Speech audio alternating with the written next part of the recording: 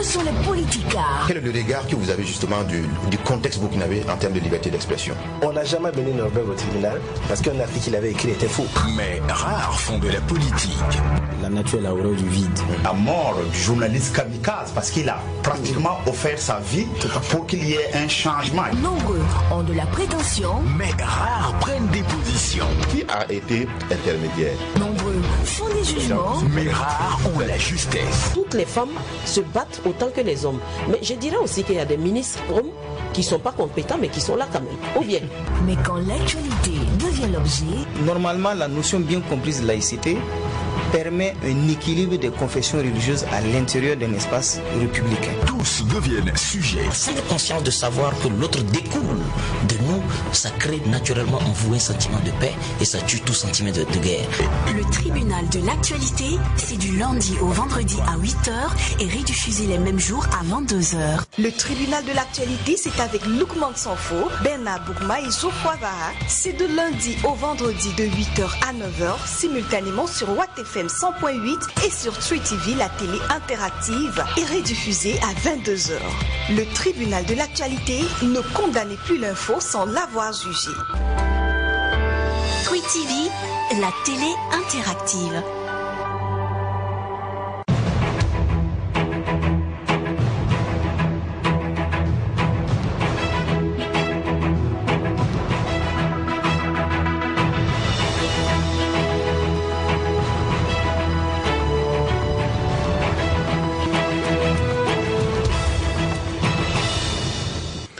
Mesdames, Messieurs, bonjour à tous et merci de nous rejoindre pour cette première convocation de la semaine de votre émission Le Tribunal de l'actualité. Un rendez-vous où sont donc jugés les faits majeurs de l'actualité entre approbation et condamnation, confirmation, vérité et dénégation. C'est tout un plaisir que de vous retrouver pour partager notre regard plus critique et pluriel sur les faits majeurs de l'actualité. Bienvenue à tous et à toutes. L'humiliation du continent africain ne réside pas seulement dans la violence à laquelle l'Occident nous a habitués, elle réside également dans notre refus de comprendre ce qui nous arrive. Cet extrait de l'Afrique humiliée de Aminata Traoré a médité en cette journée du 14 octobre 2019. Bienvenue au tribunal. Je suis Loukman Sanfo. Bonjour Bernard Boukma, bonjour Geoffroy Vaha. Bonjour Président, bonjour Juge Vaha, bonjour Madame, Monsieur. Bonjour Juge Boukma, bonjour Président, bonjour auditeurs et téléspectateurs. Voilà, merci à tous les deux d'être sur ce plateau en tant que juge au siège de cette émission du tribunal de l'actualité. Disons également un bonjour chaleureux à toute l'équipe de réalisation, à la fois à la radio qu'à la télé. Merci à tous ceux qui nous font l'amitié de nous suivre du lundi au vendredi pour le direct à 8h bien sûr, sans oublier la rediffusion à partir de 22h les mêmes jours. Alors, 3 sujets retiennent notre attention principalement ce matin. On va parler de ce week-end meurtrier dans notre pays, le Burkina Faso. Vous savez que les régions du Sahel et du Nord du Burkina Faso ont subi plusieurs attaques d'hommes armés. D'abord, des individus armés non identifiés, habillés en tenue de sable désert et vert bariolé, ont attaqué une mosquée à Salmossi, dans la commune de Marcoy, vendredi soir. Au moins 16 personnes ont été tuées et plusieurs blessées. Au même moment, à la mosquée où en tout cas se passait cette tuerie de Salmossi, d'autres groupes armés étaient signalés à Mansilla, c'est dans la mosquée de la commune de Tiadiania. Et samedi soir également, 2 personnes ont été assassinées dans le village de Zandrao. Le même jour, il faut dire que 4 civils étaient également tués à Samboulga, dans la province, on va dire, du Loroum. Donc on parlera de toutes ces attaques et quel regard on peut porter à cette étape de la lutte contre le terrorisme. Dans la deuxième partie, on parlera aussi de ce qu'on va dire, de cette attaque et pillage par des populations de Sévaré, du camp de la MINUSMA. Vous savez que des manifestants accusant la MINUSMA, qui est la mission de l'ONU au niveau du Mali, de complicité avec les djihadistes, ont attaqué samedi soir le camp des casques bleus de Sévaré, c'est à Mopti, au centre du Mali. Ils ont donc pillé au moins l'un des entrepôts et la MINUSMA et le gouvernement ont appelé samedi soir dans un communiqué les populations au calme et à la retenue dans des communiqués officiels. La troisième partie de l'émission, on va revenir sur le débat sur le franc français, puisque vous savez que le ministre français des Finances, Bruno Le Maire, a assuré le 11 octobre dernier que la France était prête à réformer le franc CFA si les États membres le souhaiteraient. Une déclaration qui intervient, il faut le dire, au terme d'une réunion des ministres des Finances et des gouverneurs des pays membres du franc CFA. On va y porter un jugement sur toutes ces affaires, 3 affaires qui nous intéressent principalement, mais puisque puisque l'actualité étant plurielle, les juges auront la possibilité d'aborder d'autres choses en avant-propos. Voici la virgule, juste après nous reviendrons.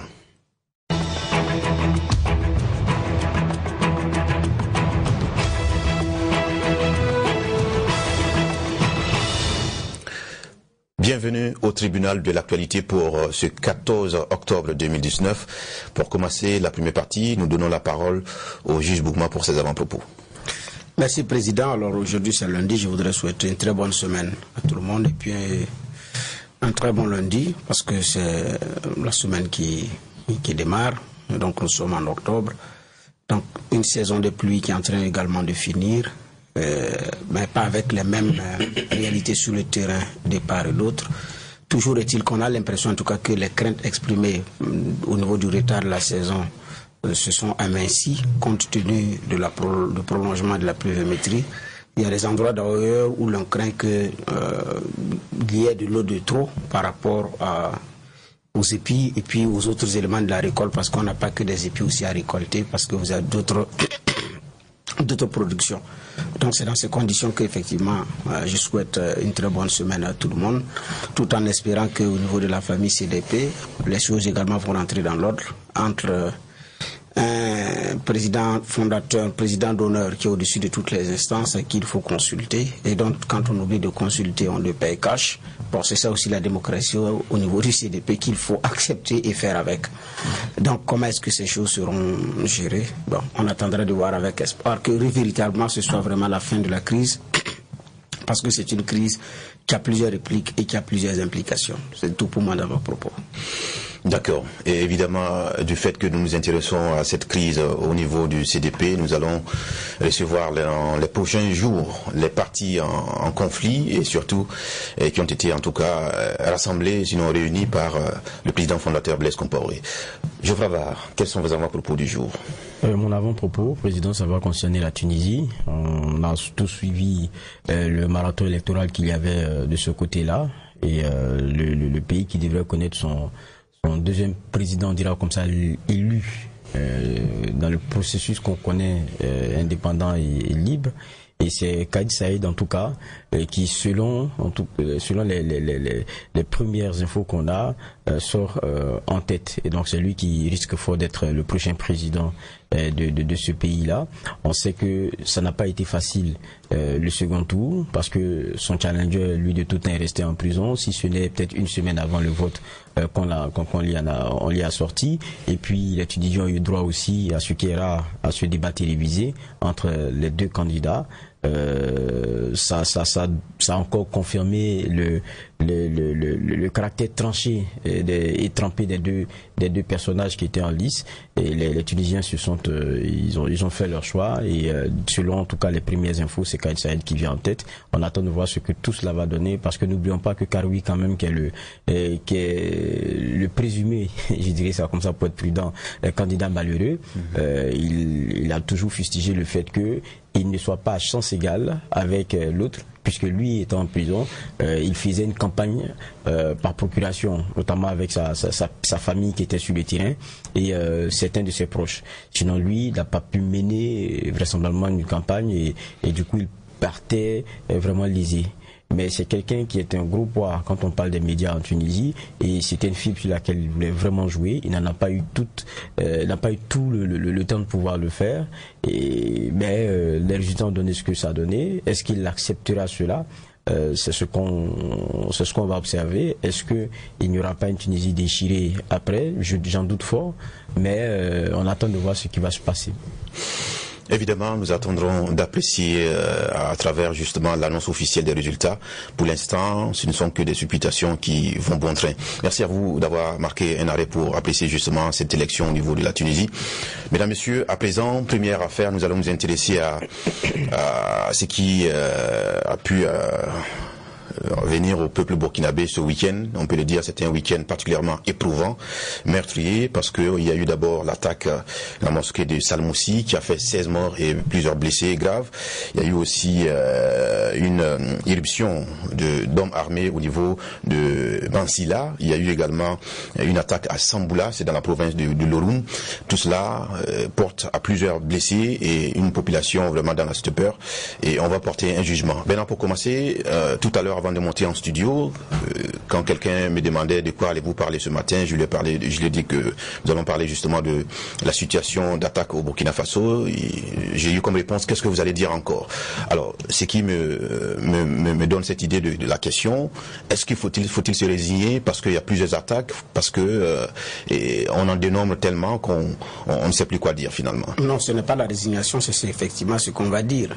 Les causes des attaques, ceux qui nous attaquent, les réalités du terrain, le visage des attaques, c'est quel angle qui n'a pas été traité. Je pense que c'est de ça qu'il s'agit, mais pas forcément de la résignation. Non, quand il y a des attaques, il y a des attaques, mais qu'est-ce qu'on peut tirer comme particularité après chaque attaque? Je pense que c'est beaucoup plus là. Les questions d'enjeu. Donc, c'est une question que beaucoup également se posent aujourd'hui. Quand vous dites que vous parlez d'attaque, ce n'est pas cette seule personne qui vous a posé la question. Elles sont nombreuses au Burkina, ces personnes-là qui se posent la question de savoir c'est quoi ce qu'on va parler encore. Oui, mais 16 personnes tuées dans une mosquée, ça interpelle, ce n'est pas anodin. Il n'y a pas lieu d'évoquer, vous ne pensez pas? Je n'ai pas dit de ne pas évoquer. J'ai dit c'est l'angle de traitement. Et c'est ça qui est le plus important. Je pense que dans cette affaire, il y a un angle un angle qui est différent des autres ou d'autres éléments qu'on n'a pas encore vus. Maintenant, dans une mosquée, ça commence encore à être, on a vu dans des églises, on a vu dans des espaces de restauration. À la mosquée, parfois, on n'en a même pas jusqu'à ce nombre. Voilà. Donc, je n'ai pas dit qu'on ne peut pas en parler, mais la question, elle est pertinente de savoir c'est quoi également, parce que les uns et les autres, quand il y a eu une attaque, ils avaient un angle de traitement. Et au fur et à mesure que les attaques se multiplient, c'était pratiquement devenu comme de la répétition. Vous voyez qu'aujourd'hui, même la vie avec les attaques terroristes tente à être banalisée. Quand on parle d'attaque, en fonction du nombre de morts, c'est comme si c'était pas des vies qui avaient été arrachées. Ça parle moins au Burkinabé. Là, le terrorisme a réussi. Quoi qu'il en soit, il y a ce côté banal maintenant de la mort à laquelle on ne fait pas attention, mais qui est un élément très très très très important. C'est comme si quelqu'un a perdu la vie, il n'y a rien et la vie continue. Alors, c'est comme si ce n'est pas des Burkinabés qui ont été arrachés. Donc, au fur et à mesure qu'on évolue, effectivement, les uns et les autres en font avec. Et c'est comme si ce n'est plus un événement. Donc, effectivement, j'ai dit que c'est une question qui est pertinente, mais ça ne veut pas dire qu'il y a une résignation à avoir. Mais ça ne veut pas dire également que, à vous entendre parler, c'est compte tenu du nombre qu'on doit en parler. Non, même si c'est un seul Burkinabé qui tombe, suite à ces attaques, on doit en parler. Parce qu'il y a une vie qui a été arrachée. Donc, mais on a l'impression aujourd'hui que c'est en fonction du nombre également qu'on réagit.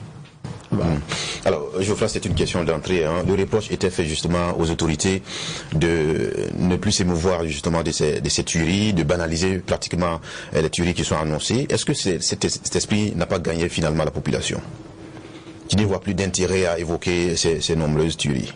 Non, moi je pense qu'il ne faut pas avoir la lecture de ce que il ne s'en émeuve pas ou qu'il n'y a pas, il donne pas l'impression qu'il y ait un impact. Pour moi, c'est plutôt dans quelle posture on est et quelle communication on donne et qu'est-ce qu'on veut que notre peuple perçoit de ses dirigeants. On est, j'ai dit sur le plateau ici la dernière fois, on est en guerre. Et quand vous êtes en guerre, il y a des moments où on a été tapé tellement fort, on a eu deuil national et tout. Quand vous regardez, si vous voulez le faire de façon répétée à chaque fois que vous avez des morts, je ne sais pas quel message vous envoyez à votre population, parce que ça ne va pas s'arrêter ici et maintenant. Vous êtes dans une guerre qui est de longue haleine, qui est asymétrique, dit-on, parce que les forces qui sont en face n'utilisent pas les mêmes méthodes de la guerre classique. Maintenant, si vous devriez être larmoyant à chaque fois pour montrer que vous êtes touché dans votre chair, je ne sais pas quel message d'assurance vous apportez à votre peuple. Il faut travailler à faire cesser cela. Il faut travailler à avoir des résultats probants sur le terrain. C'est la meilleure réponse à donner. Mais ce n'est pas s'arrêter sur le période de Kossiam là et puis tous les gens sont derrière avec le visage. C'est pas ça. C'est pas ça qui fait changer la donne. C'est travailler sur le terrain et c'est encore cela que je pense. D'accord. Maintenant, c'est vrai que tout le monde est mal à l'aise avec la récurrence de ces attaques-là. La récurrence, j'ai dit, même dans les gargotes aujourd'hui, quand ça discute, quand les gens partout dans les grains, on dit, est-ce que vous savez qu'ils ont tapé la dernière fois? Ah bon, il y a combien de morts? C'est une question de chiffres. C'est-à-dire que ce qui varie, c'est des stats. C'est les chiffres et c'est le lieu. Et après, 3 phrases après, les gens sont passés à un autre sujet. Faut pas en vouloir. Faut pas leur en vouloir. C'est la réalité aujourd'hui du Burkinabé. C'est pas que le Burkinabé, partout le terrorisme est passé, c'est comme ça. Au départ, c'était super choquant. Et on n'est pas habitué à entendre 16 morts. On n'est pas habitué à entendre 20 morts, 26 morts. On n'est pas habitué à cela. Au départ, ça choque. Maintenant, à un moment donné, ça devient récurrent. Comment dire ça? C'est un lieu de culte qui a été tapé. C'est un marché qui a été tapé. Il y a un moment donné, l'homme, il est fait ainsi. C'est que la répétition d'un certain nombre de faits, même lorsque ça l'atteint, il crée psychologiquement un genre de bulle. C'est comme ça. Il crée une certaine accoutumance à la répétition, même de mal. On est fait comme ça. Et après, et on l'espère, quand les choses les choses vont rentrer dans l'ordre, quand la menace elle-même sera repoussée, on reviendra aussi à cultiver autre chose après. Mais ça restera gravé dans nos mémoires, au moins le passage dans lequel on est. C'est ce que je souhaite, que ce soit gravé dans nos mémoires, qu'un jour on en parle comme si c'était du passé. Mais aujourd'hui, pour que ce soit du passé, il y a un gros travail à faire. Il ne faut pas en vouloir aux gens de donner l'impression de banaliser. C'est pas banaliser, c'est quelque part aussi d'une façon à nous de nous prémunir d'un certain nombre d'attaques répétées. Et ça, c'est dans notre métabolisme, c'est comme ça. Maintenant, de là à banaliser, il ne s'agit pas de banaliser. C'est parce que ce qui se passe, c'est des morts, c'est assez grave.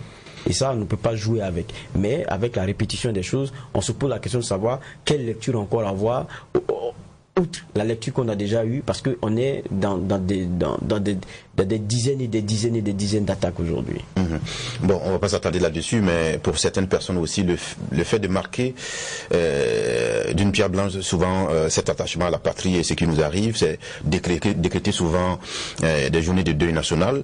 Alors, quand il y a des morts de cette nature, qu'il n'y a pas d'instauration de journées de deuil national, pour certaines populations, c'est la preuve que bon, on s'en met pas, et il y a comme une banalisation. C'est pas une banalisation. Le deuil national, je pense que c'est une façon de s'arrêter à un moment donné et de se souvenir de ce qui se passe. Et rendre hommage aussi. Mais je dis, derrière, n'oublions pas que nous sommes dans une guerre. Nous sommes en guerre. S'il faut faire deuil national chaque 2 semaines, je ne sais pas quel message le Burkina envoie aux autres, et même quel message les autorités envoient au Burkinabé. Si chaque 2 semaines ici on a, c'est ce que même le terroriste cherche. Ce qu'il veut, c'est ouvrir le journal le matin et qu'on parle de ses hauts faits. Parce que c'est comme ça qu'il le conçoit.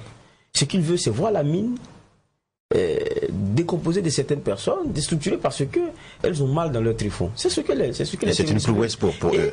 Et pour eux, c'est là qu'ils tirent leur plaisir. Et à la fin, c'est quand on voit des gens se remonter les uns contre les autres, parce que s'accusant de n'avoir pas fait ci, de n'avoir pas fait ça, et oubliant l'ennemi commun qui est en face. C'est ça la dynamique de fond. Et c'est ce dans quoi il ne faut pas tomber. Je dis, la meilleure réponse à donner, c'est pas dans un deuil national, non, c'est éviter qu'il y ait ça encore. Et ça, c'est donner les moyens à nos forces de l'ordre sur le terrain, c'est leur donner les moyens, et puis c'est leur faire confiance. Bernard Boukma, est-ce qu'on peut s'attarder un temps soit peu sur le cas de Salmoussi qui a fait 16 morts? Selon certains observateurs, cela pourrait ressembler à des représailles contre la population, parce qu'on se souvient que le 7 septembre dernier, cette population avait réussi à faire barrage à des attaques d'individus armés. Alors, cette fois-ci, on estime que ça pourrait être justement une représaille de cette action, de cette communauté-là. Est-ce que c'est ici l'initiative de la résistance populaire qui est mise en mal à travers cette attaque-là? Bon, c'est très tôt de le dire, parce que vous-même vous dites qu'il y a une attaque qui a été repoussée, et cette attaque était des représailles ou quoi? C'était une attaque qui venait. Donc c'est l'attaque qui a eu lieu. Moi je ne parlais pas de représailles puisqu'il y avait eu une attaque. Vous avez fait cas d'une première attaque qui a été déjouée, qui a été repoussée. Donc cette fois-ci, on pourrait dire que ceux qui étaient venus pour attaquer ont réussi à perpétrer l'attaque. C'est tout ce qu'on peut retenir. Mais on a dit que c'est des représailles.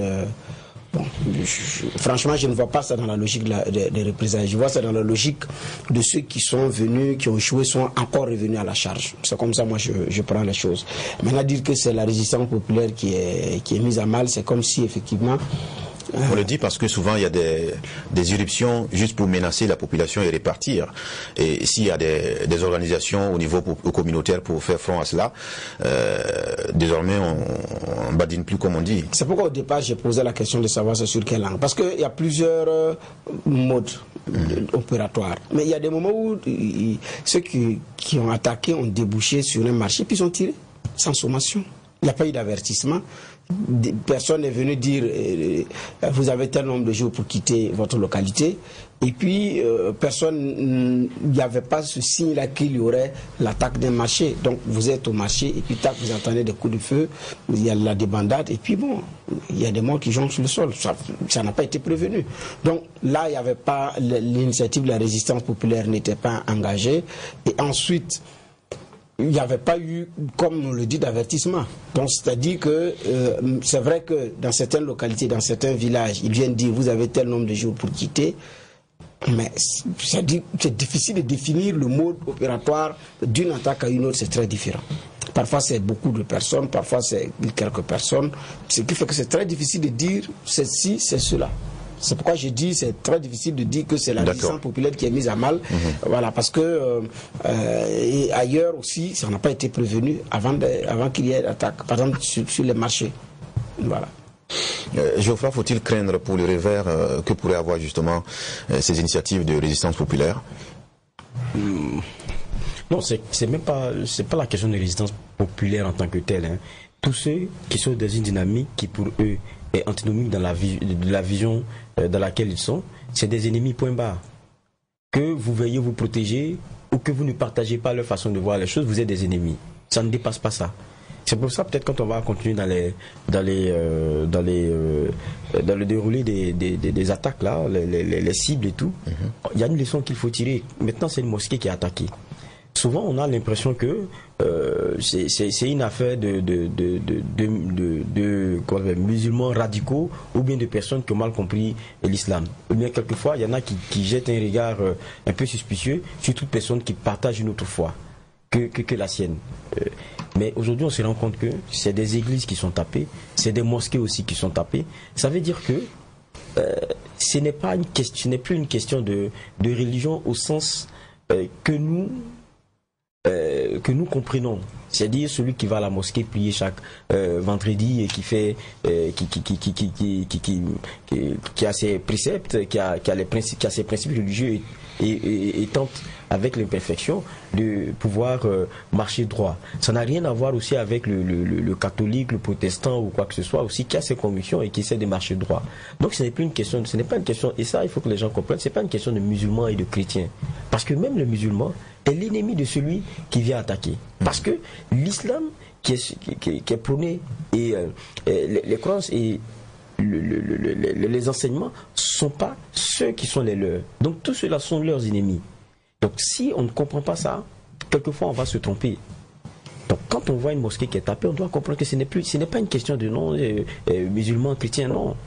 C'est des gens qui ont une perception de la religion, qui ont une perception de leur relationnel avec Dieu, et puis qui ont leurs principes qui sont aux antipodes de ce que nous avons dans notre société qui sont traditionnels. C'est-à-dire que désormais le prétexte du djihadisme qui est mené par ces groupes armés-là ne passera plus au sein de la population. On a compris finalement que ce sont des attaques bandits, des bandits armés comme on les appelle naturellement, que de djihadistes. Non, ce que je dis, c'est que quand vous prenez le mot djihadisme, ça a un sens dans une religion connue, qui est l'islam. Mais le djihadisme dont on parle, ça n'a rien à voir avec l'islam. Et c'est bien pour cela qu'ils viennent taper les mosquées. Sinon, s'ils sont musulmans, pourquoi ils viennent taper des mosquées? Pourquoi ils viennent taper un lieu qui est le symbole d'un Dieu qu'il prie, qui s'appelle aussi Allah. Ça veut dire qu'ils n'ont pas la même perception, ce n'est pas des musulmans. C'est ce qu'il faut comprendre. Et donc, quand on a un regard suspicieux sur les musulmans, ce genre d'exemple devrait nous faire comprendre qu'on se trompe. Pour ceux qui l'ont encore, il faut comprendre qu'ils se trompent, parce qu'on est tous leurs ennemis. On est tous les ennemis de ces terroristes-là. Qu'on veuille avoir des petits groupes d'autodéfense pour dire qu'on va se protéger, ou même qu'on ne se protège pas, à partir du moment où on ne partage pas leur perception de leur foi, vous êtes des ennemis, vous n'êtes rien d'autre que de la chair à pâté. La chair à canon, tout est pareil. C'est comme ça. Donc, on a intérêt de s'élever et de comprendre qu'il n'y a pas vraiment d'éléments qui nous distinguent vis-à-vis d'eux, parce que nous sommes tous pareils, musulmans, chrétiens et autres, on est à leurs yeux pareils. Et ça, quand on l'a, je pense qu'on a un dénominateur, on se crée un dénominateur commun, et c'est des liens forts qui viennent, parce qu'on comprend que l'ennemi n'est pas, c'est pas celui qui est avec nous, qui partage telle foi, mais c'est quelqu'un d'autre. Alors, suite à cette attaque de Salmoussi, on a pu lire et entendre un communiqué officiel des Nations Unies, l'Organisation nationale de l'ONU. Est-ce que, un commentaire particulier, Ben Abougma, est-ce que cette condamnation, même si elle n'est pas une première, donne un cachet dans le soutien qui est attendu aussi de cette institution-là? Bon, c'est dans les relents diplomatiques pour dire que le Burkina Faso n'est pas seul dans cette guerre et que toute l'ONU soutient le Burkina Faso. Donc, Marc Christian Kaboré, en tant que président du G5 Sahel, était allé plaider pour toute la communauté ouest-africaine, donc lors de l'Assemblée générale des Nations Unies. Donc c'est pour certainement rappeler que bon, c'est un dossier qui est suivi de près. Donc les États de cette bande-là et de cette partie de l'Afrique demandent un soutien et un mandat plus robuste. Là, on attendra de voir ce que l'ONU va en faire ou va en dire, parce que là, c'est plus important. Vous avez des casques bleus qui sont là, vous avez que, bon, c'est vrai qu'on va aborder cela, c'est varié, c'est sous le nez, la barbe de la police onusienne que les actes de vandalisme ont été commis. Vous ne pouvez rien faire parce que votre casque, il est bleu. Donc, je pense que la réponse de l'ONU est aussi attendue à ce niveau-là. Maintenant, ce que je voudrais ajouter par rapport à la couleur de l'attaque, n'oublions pas que, compte tenu des démembrements qui sont connus au niveau de l'islam, les confréries, vous savez que ce n'est pas... Il y a un certain nombre de choses que les uns et les autres ne partagent pas. Les sunnites, les chiites, les tidjanites, vous savez que c'est une mosquée de la Tidjania d'ailleurs qui a été attaquée. Donc ce n'est pas les mêmes confréries avec les mêmes objectifs. La raison pour laquelle, quand vous voyez même sur le point de vue, d'un point de vue accoutrement, il y a déjà une différence et les uns et les autres refusent de prier pratiquement d'ailleurs dans les mêmes mosquées. Donc il y a cette réalité aussi, parce qu'il y en a qui se croient être les puristes et l'autre sont les... Ce ne sont pas des vrais. Donc il y a cette réalité également qu'il ne faut pas perdre de vue. Donc maintenant, c'est comme au niveau du Burkina, l'on ne sait finalement pas c'est sur quel prisme. Est-ce qu'il faut le prendre sous l'angle religieux, revendication territoriale, grand banditisme, c'est très difficile de démêler, surtout que bon, plusieurs attaques ne sont d'ailleurs pas revendiquées. Je ferai votre regard sur la sortie des Nations Unies. D'aucuns disent que c'est là un lien parce que du fait que ce soit une communauté religieuse qui est attaquée, donc quelque chose qui tient bien sûr à cœur aux Nations Unies. N'eût été cela, on pourrait plus passer sous silence cette attaque. Moi, je constate seulement qu'ils ont manifesté leur peine au regard d'un événement qui est arrivé. Maintenant, s'il faut faire les suspicions ou se mettre dans un genre d'analyse pour dire c'est parce que c'est ceci que c'est cela, bon, moi je ne donne pas, je ne pense pas que ce soit un peu cette perception-là qu'il faille avoir. C'est quelque chose de grave qui est arrivé, ça peine tout le monde, ils manifestent leur peine et ils montrent leur sympathie pour le peuple burkinabé dans son ensemble et pour la communauté qui a essuyé cette foudre-là. Il faut le prendre tel quel. Je pense que chez l'Africain, quand quelqu'un vient vous dire ça va aller, vous ne cherchez pas à voir la qualité de la personne.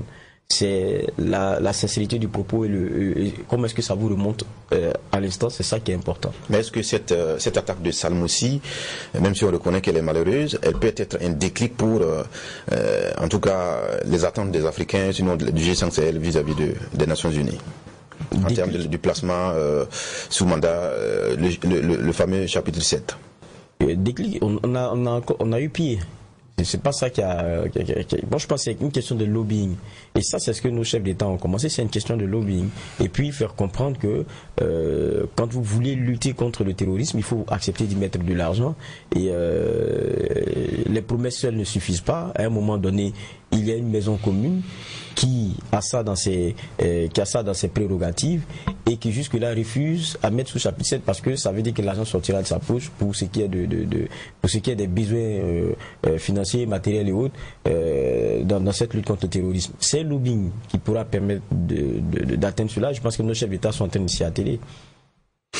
D'accord. Merci à tous les deux d'avoir donné votre regard sur cette série d'attaques au niveau du Burkina Faso. On va se rendre cette fois-ci au Mali pour parler justement de l'attaque du camp de Sévaré.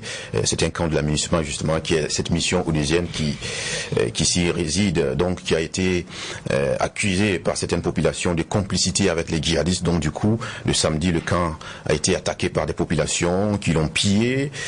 Voilà, le camp a été carrément dévasté.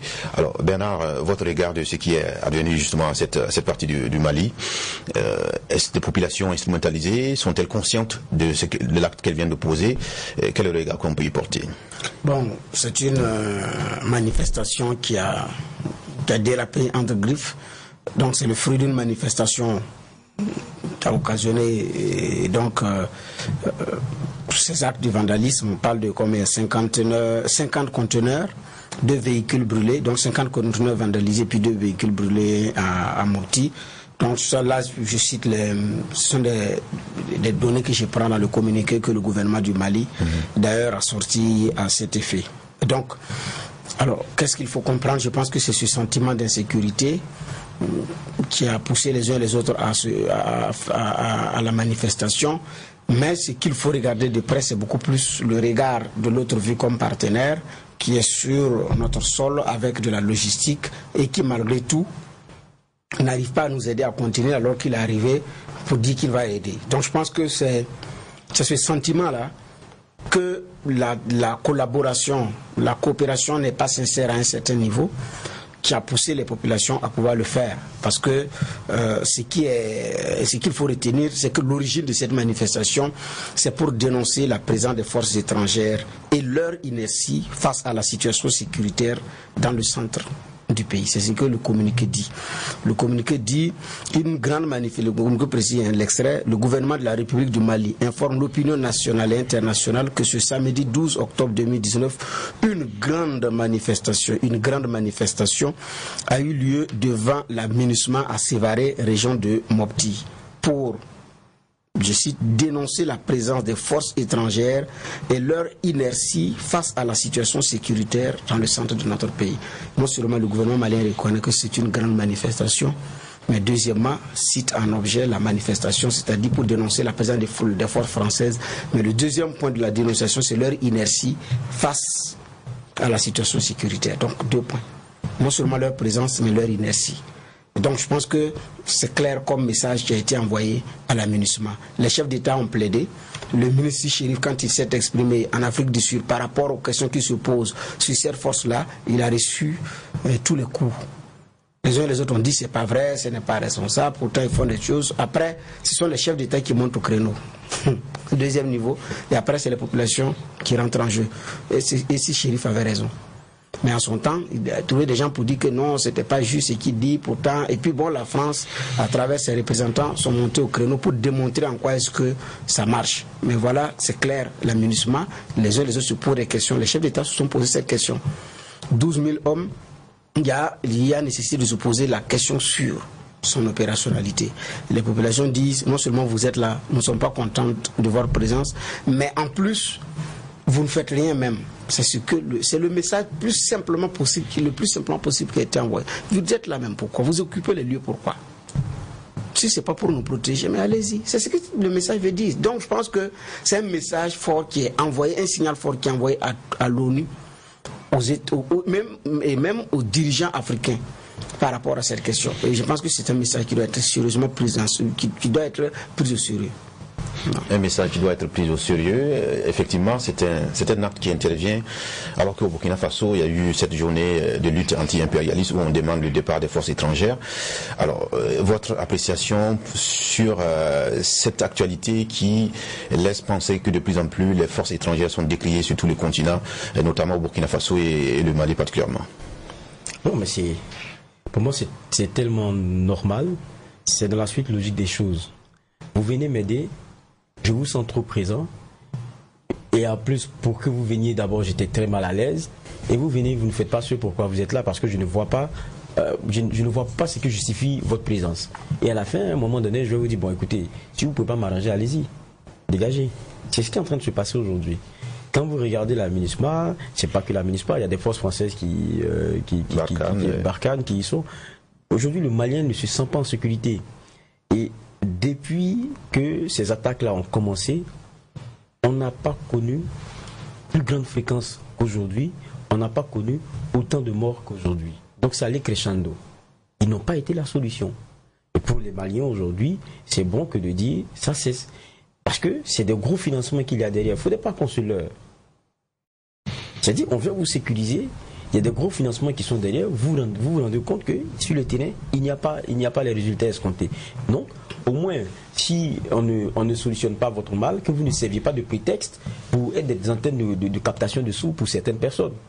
C'est comme ça que le Malien aujourd'hui conçoit la chose. Et j'ai dit, cette pression, elle a du bon. Elle a du bon parce que ces forces-là seront obligées d'avoir des résultats. En tout cas, si elles veulent continuer de rester. Quand je dis ces forces, c'est ces forces étrangères françaises et tout ce que vous voulez onusiennes. Elles sont obligées d'avoir des résultats pour justifier qu'elles restent.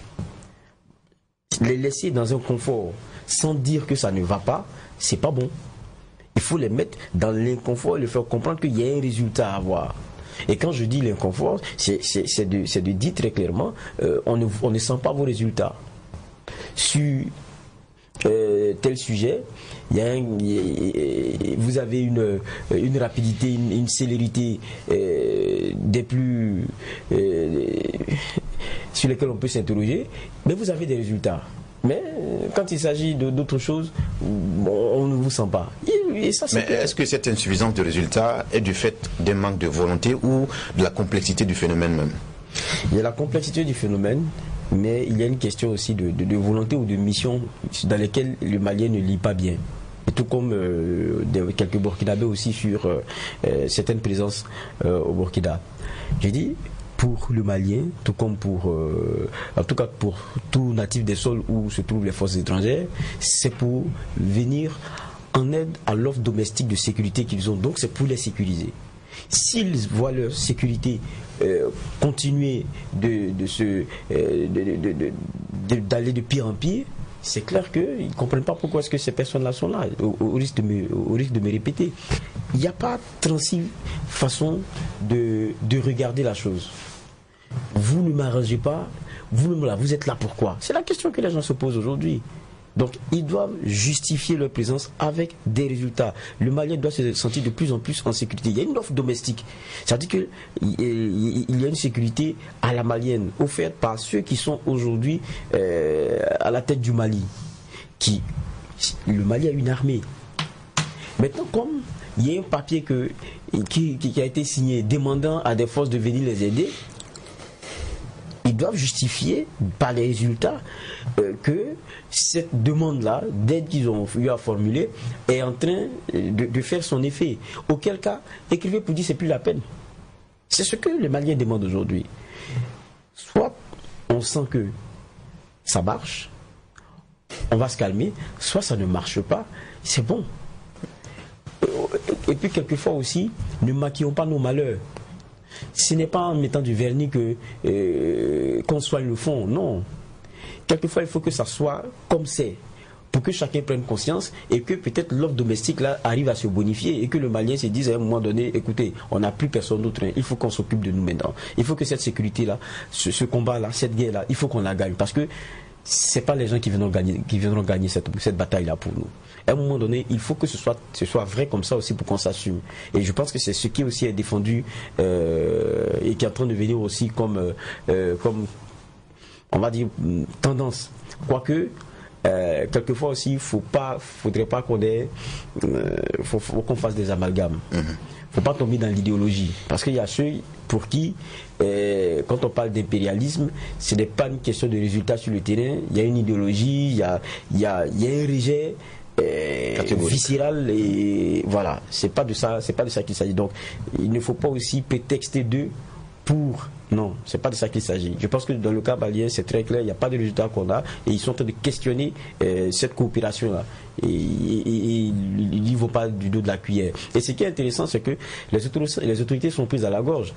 Ils reconnaissent que c'est des manifestations monstres. Ça, c'est sévaré. Il y en a eu aussi à Bamako. On avait partagé ça dans nos sessions d'information. Vous voyez comment les rues étaient bondées. Il y a à la fois le monde syndical, il y a le monde politique, il y a les organisations de la société civile. C'est à croire que tout le monde est unanime à dire ça ne va pas. Écoutez les gars, à un moment donné, dites-nous ce qu'ils font ici.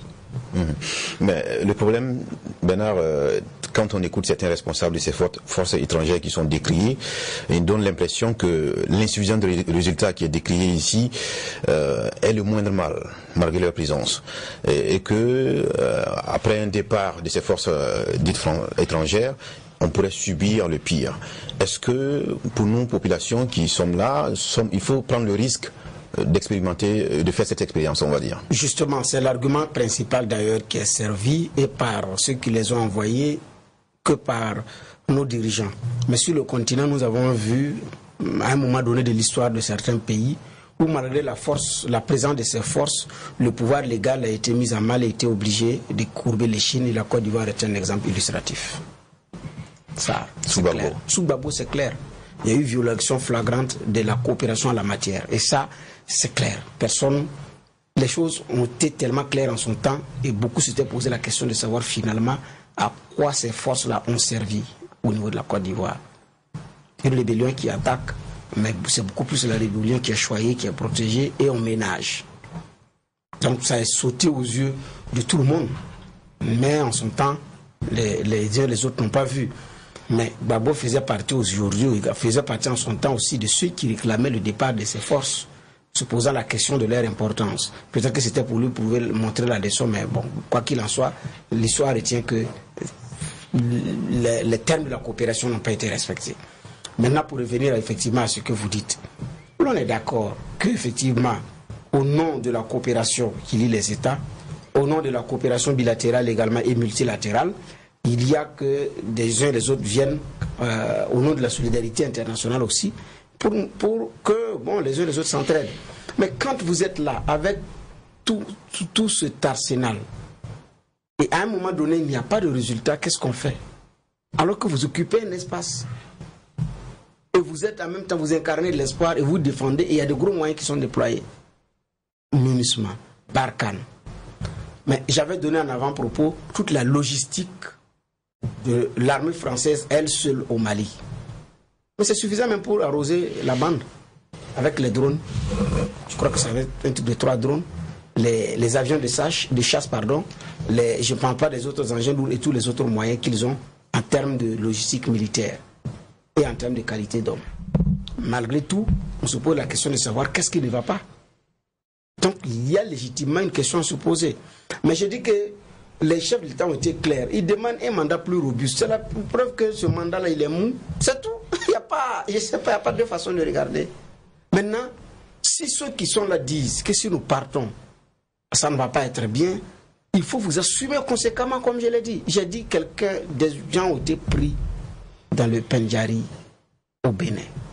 Quelques jours après, c'est dans le Sahel burkinabé que ces personnes ont été retrouvées et récupérées et renvoyées chez eux. Mais quand des colonnes de motos de 40 personnes, 100 personnes traversent, on ne les voit pas. Avec toute la logistique là, on ne les voit pas. Et il n'y a pas lieu de se poser la question sur quel est le sens de la coopération qui nous lie. Oser poser une telle question, c'est prendre le risque également que, de toute façon, si nous partons, les États vont s'effondrer et tout, c'est vrai. Mais si vous savez que les États vont s'effondrer dès que vous êtes là, mais assumez-vous. C'est que les Maliens, les Burkinabés, les Nigériens et les autres personnes demandent, ce n'est ni plus ni moins que, messieurs, assumez-vous. Ce n'est plus que ça. C'est pas plus que ça. C'est tout. Assumez-vous. On veut un mandat plus robuste, si vous l'ont dit. Ça a été exprimé. Ça vient quand? faut faire des réunions encore pour trancher. Le président Emmanuel Macron a plaidé, comme on appelle ça, dans ce sens. Mais jusqu'à présent, ça n'attend pas. Sur le terrain, celui qui tape n'attend pas. Donc je pense qu'il y a cette réalité-là qu'il faut savoir regarder en face. Mais je dis en même temps, c'est un symbole de l'éveil de conscience et de savoir que ce que Thomas Sankara avait dit, c'est vrai. Il faut d'abord que nous comptions sur nous-mêmes. Les autres, c'est de l'aide qui doit nous aider, c'est de l'aide qui doit venir, mais pour nous aider à nous dépasser de l'aide, mais pas pour nous maintenir dans cette aide-là depuis des années, sur le plan économique, sur le plan politique, sur le plan sécuritaire, sur le plan sanitaire, sur le plan de l'éducation, sur le plan des infrastructures. Et attendez, à un moment donné, on ne pourra pas. On ne pourra pas. Donc je pense qu'il y a cette réalité qui est là. Mais en même temps, les époques ont changé. Parce que parmi ceux qui nous gouvernent, il y a moins qui a fait Dijon, Bordeaux, ou je ne sais pas la Sorbonne. Hein. Beaucoup ont évolué sur le continent africain, dans les universités de leur pays, pour arriver à être même nommé ministre sans traverser la frontière forcément pour aller étudier dans une de ces universités. Dans leur pays, il y en a qui ont fait carrière, qui ont fait leurs études dans d'autres universités africaines et qui rivalisent également avec ceux de l'autre côté. Donc je pense qu'il y a cette... Mais avant, pour arriver à ce niveau, il faut avoir traversé la frontière, aller se faire prendre dans leur moule et puis revenir. Donc il y a cette réalité qu'il ne faut pas perdre de vue. Voilà. Alors, je vous ferai peut-être une dernière question sur cette question d'insuffisance de résultats, parce qu'on a l'impression que entre les dirigeants africains et les populations, ils ne sont pas sur les mêmes longueurs d'onde. Les dirigeants sont convaincus qu'il faut un mandat plus robuste à la MINUSMA peut être plus opérationnel. Les populations sont convaincues que c'est le départ de cette MINUSMA-là qui pourra être le salut du peuple africain. Votre regard? Les deux ne disent pas forcément la même chose, mais veulent le même objectif et ont des postures et sont dans des positions qui sont différentes. L'un est décideur, donc à la fin est responsable de la sécurité et des résultats qu'il doit y avoir, qui doivent être ceux qui doivent être sur le terrain. L'autre, il subit, mais ce qu'il veut aussi, c'est des résultats meilleurs. Et qu'est-ce qu'on remarque, c'est que sur le terrain, il y a des insuffisances. Et pour la population, comme il y a des insuffisances, il faut qu'il parte. C'est la réaction. Lui, il est décideur. Il s'est dit, il y a des insuffisances, comment est-ce que je les améliore? Et quand on regarde la question de MINUSMA, c'est ces missions qui posent problème. Il faut une force qui soit vraiment dans l'action contre le terrorisme. Pas une force qui est dans le maintien, une force qui est... Non, c'est pas de ça qu'on a besoin. On a besoin de lutter contre ce terrorisme. Donc ça a besoin d'action, ça a besoin de comment dire cela, ça a besoin de prérogatives qui soient quand même assez poussées. Et c'est ce que demandent aujourd'hui ces chefs d'État. Parce qu'ils savent que chez eux, il y aura des élections. Chaque fois quand il y a élection, on vient mettre dans la balance ce que vous avez proposé, ce que vous avez fait, les résultats qu'il y a eu.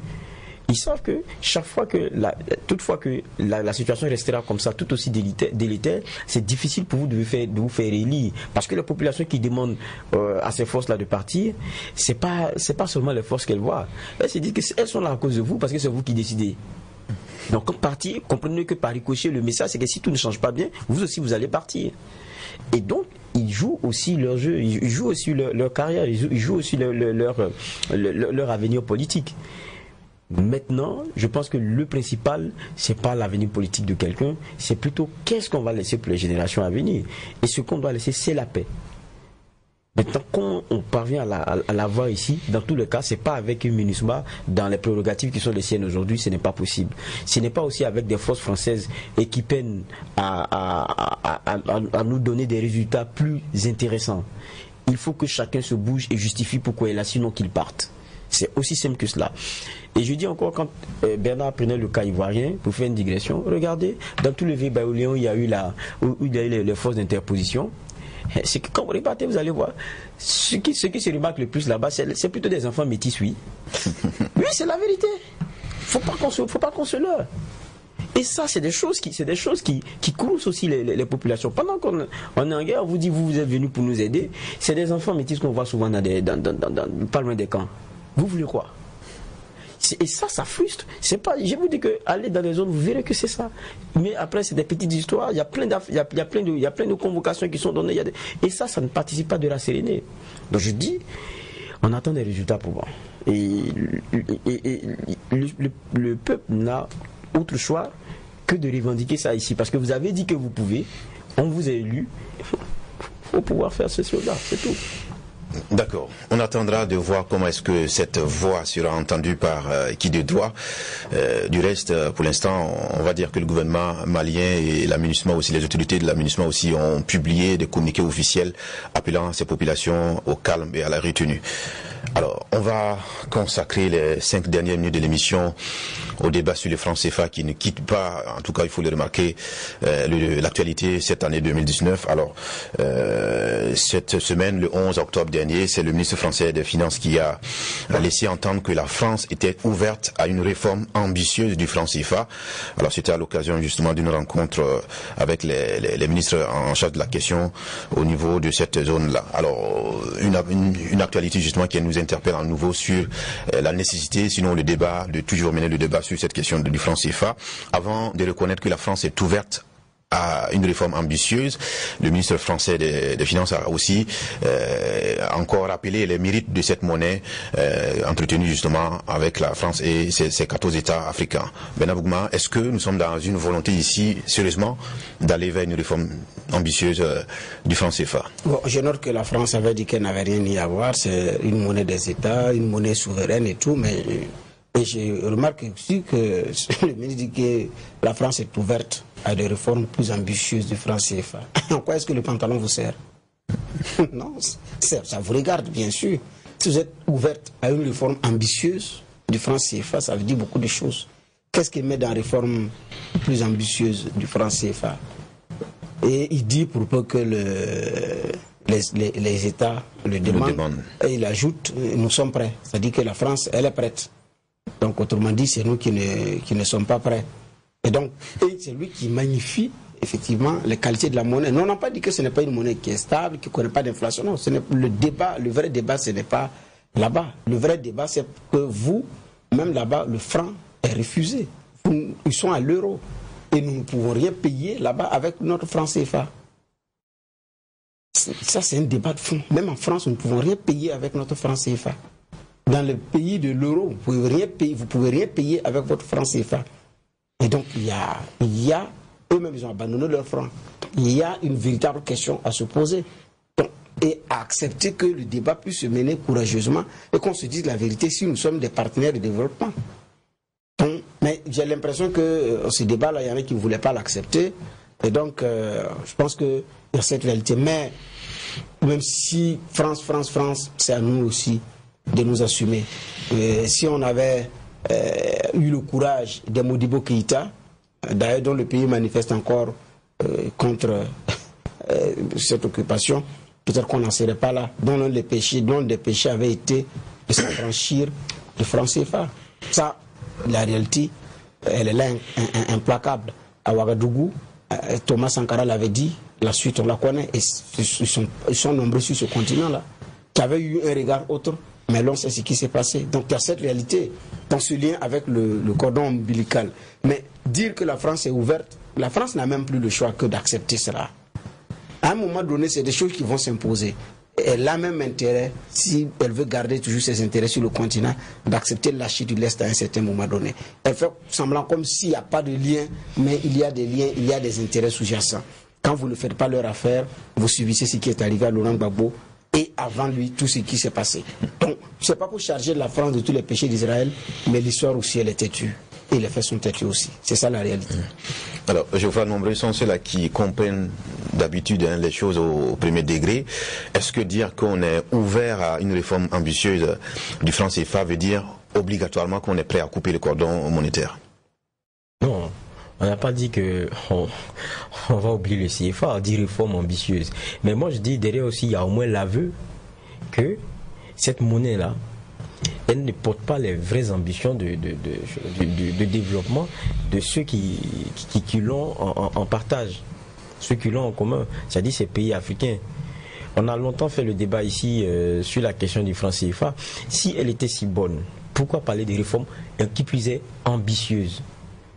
Elle a servi des ambitions qui étaient plutôt celles de la France jusqu'à maintenant, qui, et ça on le répète toujours, rendaient les entreprises françaises très à l'aise et qui les rendent toujours, parce que ça a toujours pion sur rue, dans le rapatriement de leurs fonds. Et puis il y a aussi l'autre, il y a cette réalité aussi qui fait mal au cœur, c'est que nous sommes contraints de consentir pour garder la convertibilité fixe entre le franc CFA et l'euro via feu franc français dans les réserves françaises. C'est encore des fonds qui pourraient servir à financer le développement. Est-ce que c'est cette garantie-là qui pourrait être revue parce que ça a été critiqué? Mais ça seul ne suffit pas. La réalité, c'est qu'aujourd'hui, l'arrimage, il est peut-être bien, mais plus seulement qu'à l'euro. Il faudrait que ce soit un panier de monnaie. C'est ce que demandent aujourd'hui beaucoup de personnes. C'est pas tant l'appellation franc CFA, on peut le baptiser autrement. C'est pas ça le problème. Mais c'est qu'il ne sert pas les économies aujourd'hui au regard de ses caractéristiques et de ce que doit être une monnaie. Parce que même dans la question de développement, vous avez plusieurs choix. La monnaie s'utilise aussi pour se développer. La monnaie et la façon de l'ajuster par rapport aux autres monnaies, ça, vous allez voir avec les Chinois, ils sont très forts là-dedans. Les Américains pleurent par moments pour dire qu'ils font déprécier leur monnaie à souhait pour faire monter les choses. Parce que c'est un levier qu'on utilise. Chez nous, on ne boxe que d'un bras. Parce que le bras monnaie, on l'a attaché et on a permis à quelqu'un de venir l'attacher dans le dos et on boxe dans le Conseil des Nations, on parle de globalisation. Ça veut dire qu'aujourd'hui, il y a des choses qu'il faut revoir et c'est heureux qu'ils le reconnaissent, en tout cas même pas à demi-mot, et que ça a besoin de réformes ambitieuses. Et on veut que maintenant les ambitions servent plutôt les États africains. C'est ça le plus important aujourd'hui. Oui, je fais remarquer justement aussi que il n'a pas évoqué l'adoption très prochaine de l'éco qui est la nouvelle monnaie souhaitée par les États. Alors d'aucuns estiment que c'est la preuve que il n'y aura pas de réforme profonde véritablement. Moi j'ai dit que le problème n'est pas l'appellation. Éco, ça paraît être un pétard mouillé. Regardez, dès qu'ils ont commencé à parler de l'éco, on a parlé de la question de casser la convertibilité avec le franc, avec l'euro, qui était des préalables mis sur la table par des pays comme le Nigeria et le Ghana. Après, on vient, plouf, c'est Alassane Ouattara. Il va en France, il fait sa petite rencontre avec Macron, il revient, il nous parle d'un éco qui n'a rien à voir avec l'éco dont on parlait avant, et pour lesquels ils sont prêts, ceux qui veulent y entrer maintenant peuvent y entrer, on garde toujours la convertibilité avec le français. C'est des baptêmes. C'est enlever le nom CFA et puis mettre un autre nom, c'est pas ça le problème. Il n'y a pas que Alassane Ouattara, parce qu'à l'occasion, il y a le ministre béninois des Finances. C'est pas que le ministre béninois. Est-ce que Roch Marc Christian Kaboré n'était pas dans la rencontre d'après? Ils ont tous paradé avec les photos, ils ont fini, ils ont signé. Peut-être que Alassane a, je ne sais pas si c'est la question des intérêts ou quoi, mais peut-être qu'il est peut-être assez fort pour sortir et dire voilà ce que je veux. Mais les autres ne disent pas non. C'est ça la vérité. Les autres ne disent pas non. Sur le sujet, ils sont encore en train de tourner. Il y en a qui dans le discours laissent paraître qu'ils seraient pour qu'on en sorte, mais vous ne partez pas parader comme on l'a vu sur la question de l'éco version voulue par Alassane Ouattara. C'est l'aveu qu'ils sont tous d'accord là-dessus. Et ça, c'est pas pour les peuples. D'accord. Merci à tous les deux pour ces avis, ces analyses sur ces trois actualités. Mesdames, Messieurs, on va s'arrêter là pour aujourd'hui. Vous retrouvons demain mardi pour d'autres sujets d'actualité. Que la paix nous fasse la guerre, que la guerre nous fasse la paix. Au revoir.